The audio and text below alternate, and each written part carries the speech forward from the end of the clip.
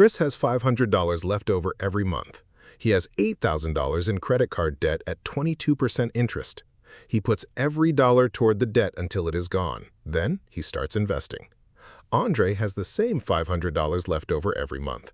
He has the same $8,000 in credit card debt at 22% interest. He starts investing $300 immediately and pays only the minimum on the debt. They are both 30 years old. Same job, same salary, same debt, same $500. The only difference is the order they do things in. Most people have heard the argument both ways. Pay off debt first, the guaranteed return is 22%. Invest first, the market beats everything in the long run. Both arguments sound smart. Both arguments are leaving something critical out. This video does not pick a winner before the math is done. What it does is run every number honestly. The real cost of carrying 22% interest, the real cost of missing years of compound growth, and the answer that holds up when you include everything, not just the part that makes one side look right. By the end of this, you will know exactly which decision built more wealth, why the answer changes based on one variable most people never check, and what the math says for your actual situation right now. Chris and Andre are both 30 years old. Both earn $58,000 a year. Both have $500 left over every month after all their expenses. And both are carrying $8,000 in credit card debt at 22% annual interest. Chris looks at that 22% and feels it like a weight. Every month he does not pay it off, the balance grows. His grandfather told him debt is slavery. His father paid cash for everything. Chris is not going to carry a credit card balance one day longer than he has to. He takes his entire $500 every month and throws it at the debt. No investing, no brokerage account, no index funds. Just attack the debt, eliminate it completely, then start building wealth. Chris calls this the responsible move. His friends agree. Andre looks at the same $8,000 and makes a different calculation. He opens a spreadsheet, something Chris never did. He looks at his credit card interest rate, then he looks at the historical average return of a total market index fund. Then he makes a decision that most people around him think is reckless. He splits his $500. $200 goes toward the credit card above the minimum payment. $300 goes into a Roth IRA invested in a total market index fund. He carries the debt longer than Chris. He pays more interest than Chris. But he also starts compounding 19 months earlier than Chris. Months that sit at the very beginning of a 35-year window where early money matters most. On day one, Chris looks disciplined and serious. Andre looks like someone who does not understand how debt works. Neither of them has run the full numbers yet. Let's talk about what 22% interest actually means in real dollars. On an $8,000 balance at 22% annual interest, Chris is being charged approximately $147 in interest every single month. That is $1,760 per year, just in interest, not touching the principal, not reducing the balance, just the cost of carrying the debt for 1 year. This is why Chris's instinct is not wrong. 22% is a brutal interest rate. No investment in the world guarantees a 22% annual return. Not the stock market, not real estate, not anything. The guaranteed return from paying off 22% debt is 22%. That is real. That is not a small number. And that is the entire foundation of the payoff debt first argument. But here's what that argument does not account for. Time. Specifically, the time Chris loses while he is paying off the debt, and what compound interest does to money during that exact window. Let's run the payoff timeline first. Chris pays $500 per month toward his $8,000 credit card at 22% interest. At that payment rate, factoring in the monthly interest charges, Chris pays off his debt in approximately 19 months, 1 year and 7 months. He pays approximately $8,940 total, $940 in interest above the original balance. That is actually not bad. 19 months, $940 in interest, debt gone. Chris feels incredible. He tells his coworkers, he posts about it. He is genuinely free. At month 20, Chris starts investing. His full $500 now goes into a total market index fund. He has 35 years until retirement at age 65. Meanwhile, Andre has been investing $300 per month from day one. In those same 19 months, Andre has contributed $5,700 into his index fund. At roughly 10% average annual returns, that $5,700 has grown to approximately $6,200. Andre has also been paying $200 per month toward his credit card. After 19 months of $200 payments on an $8,000 balance at 22% interest, his remaining balance is approximately $5,800. He has reduced the debt, but not eliminated it. He still owes $5,800. He is still paying 22% interest on that balance. At month 20, the scoreboard looks like this. Chris, $0 debt, $0 investments, starting fresh. Andre, $5,800 debt, $6,200 investments, complicated. Chris looks like he made the right call. Andre looks like he is behind, but neither of them is at the finish line yet. Here is where the story gets genuinely complicated. At month 20, Chris starts investing $500 per month. He has 35 years until age 65. At 10% average annual returns, $500 per month for 35 years grows to approximately $1,656,000. That is an extraordinary number, and it is entirely the result of consistent investing over a long period. Chris should feel good about this. But here is what Chris does not have. He does not have the $6,200 Andre started with at month 1. That $6,200 invested 19 months earlier than Chris started has 35 years plus 19 months to compound, not 35 years, 36 and a half years. That single 19-month head start on $6,200 turns into approximately $22,000 extra by age 65, not because Andre did anything special, simply because that money had more time. And this is the part the payoff debt first argument almost never accounts for. The months you spend paying off debt are not neutral.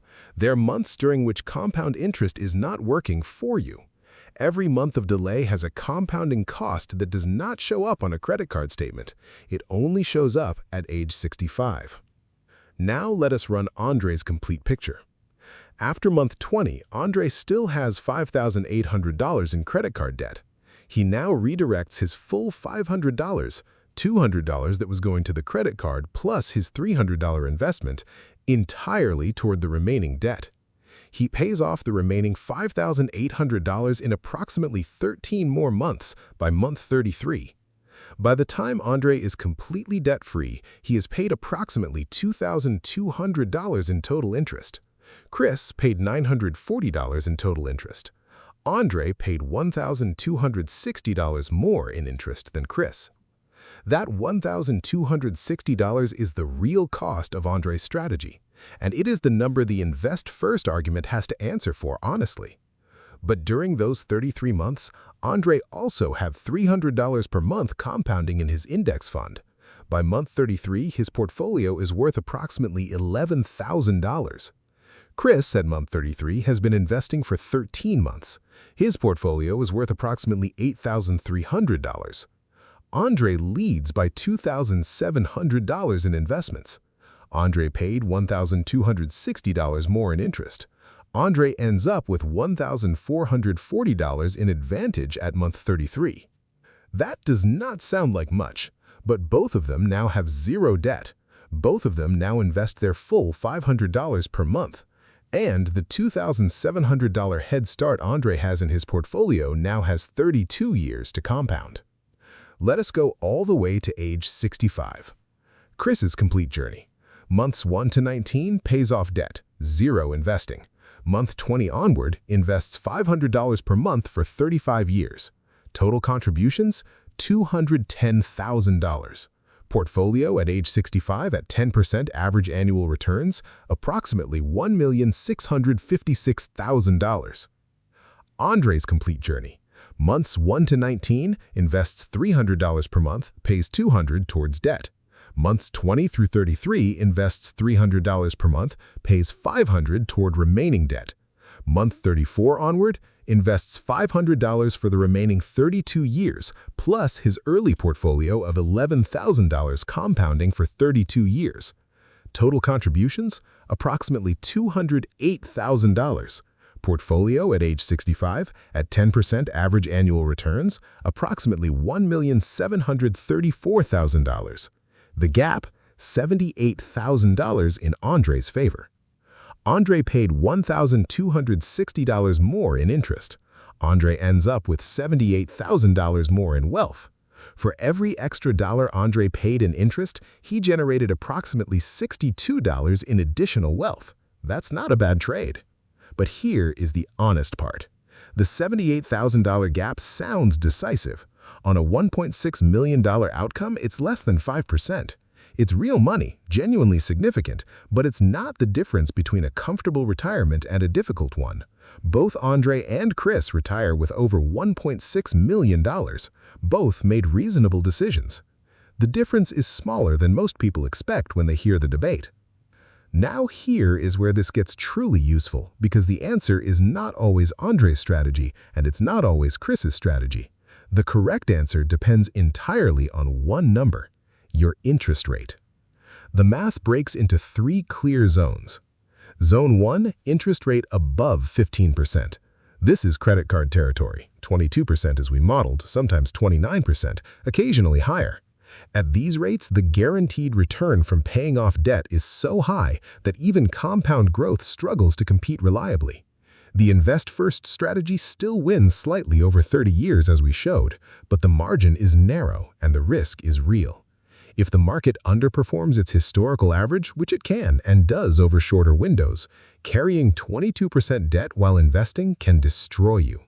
At rates above 15%, the hybrid approach Andre used is the right framework: aggressive debt payoff plus a minimum investment to maintain the compounding head start. Never carry high-interest debt passively. Zone 2, interest rate between 7% and 15%. This is the genuine gray zone. Student loans in this range, some personal loans, older car loans. The math genuinely does not produce a clear winner. Both strategies produce similar outcomes because the debt rate and the expected market return are close enough that small variables, market performance, behavior, psychology, determine the real answer. In this zone, the right strategy is the one you'll actually stick to. If carrying debt causes you anxiety that disrupts your financial decisions, pay it off faster. If you can compartmentalize debt while investing consistently, the hybrid approach edges ahead. Lastly, Zone 3, interest rate below 7%. Mortgages, some student loans, federal loans under 5%. In this zone, investing almost always wins clearly and decisively. A 30-year mortgage at 6.5% should not be aggressively paid off at the expense of investing. The expected market return of 10% annually beats the guaranteed 6.5% return by a margin wide enough that the math is not close over long time periods.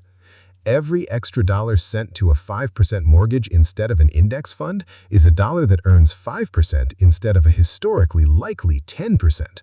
Over 30 years, that difference is enormous. Here is the framework that holds up regardless of your numbers. Step 1. List every debt you carry with its exact interest rate, not an estimate, the actual APR on every account. Step 2. Separate them into 3 buckets.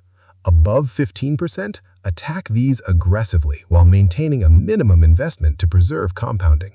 Between 7 and 15%, use the hybrid approach. Split your extra money between debt payoff and investing based on your psychological tolerance. Below 7%, invest first, pay debt minimums, and let compound growth do its work. Step 3. Never use the debt conversation as a reason to not invest at all. The single most expensive mistake in this entire debate is the person who spends 5 years aggressively paying off a 6% student loan while putting nothing into their retirement account. They saved 6% on the debt. They missed 10% annual compound growth during their most powerful compounding years. They lost the decade that matters most. Chris and Andre both made defensible decisions, but the version of this story that ends badly is not Chris or Andre. It is the third person who never appeared in this video, the one who heard the debt versus investing debate, got confused, picked a side for emotional reasons, and then never actually implemented either strategy consistently. That person ends up with neither the debt paid off nor the investments built. They have the anxiety of the debt and the poverty of zero compounding. That is the real trap this video exists to help you avoid. Chris and Andre both made real decisions with real money. Chris bet on certainty, the guaranteed 22% return of eliminating high-interest debt. Andre bet on time, the compounding advantage of starting earlier even at the cost of more interest paid. After 35 years, they are both genuinely wealthy. Both over $1.6 million, both financially free. The gap between them is real, but it is not the story. The story is the framework. Know your interest rate, know which zone you are in, split accordingly, and never, under any circumstances, let the debate be a reason to do nothing. The most important question you can ask about any debt is not, should I pay it off or invest? It is this: what is the actual interest rate, and how does it compare to what my money could earn instead? Because the answer that includes that number is the only answer that actually matters for your situation. If this video gave you a clearer picture of how this decision actually works, not the bumper sticker version, but the real version, please hit like before you go. It genuinely helps this content reach more people. Subscribe to Real Math Money for weekly videos that break down financial topics completely, honestly, with real math and no agenda. And drop a comment below. Are you team pay off debt first or team invest first? And more importantly, what is your actual interest rate? Because that number changes everything. And that is the only version of this question that actually matters. See you in the next one.